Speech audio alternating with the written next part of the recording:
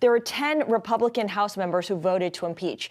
What do you think is the likelihood that we'll get more Republican votes in the Senate to convict than there were in the House to impeach? I don't. It's really hard to say right now. We would need at least 17 Republicans to join with Democrats to convict the president of this charge. It requires a 2/3 majority in the 100-member chamber. So that's a really high threshold. It kind of, in some ways, could depend on what Trump does over the next few days. And that's one of the reasons we think he sent out this statement earlier saying that he condemns violence.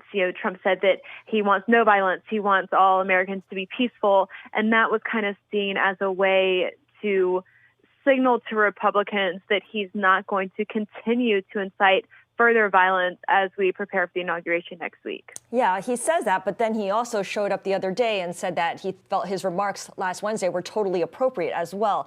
We know that the president, according to NBC, will be giving some kind of response, probably through a video statement later on this evening.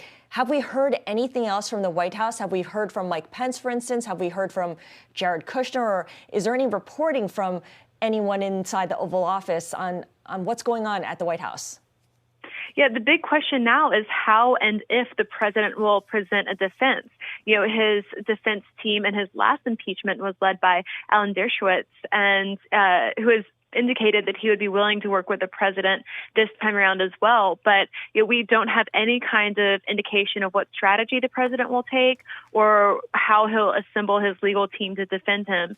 And he probably doesn't have much time. This is something that normally you would have at least a few weeks to prepare for while the House presents its case for impeachment. But since this moves so quickly, and since the administration is almost, to the very end, there aren't a whole lot of people left who are really invested in, making sure that this administration is still up and running and strong for the next week of the president's term. Yeah, in fact, they're looking for their next jobs, if anything. Anna Edgerton joining us from Washington. Really fantastic insight. Anna Edgerton, our Bloomberg congressional reporter.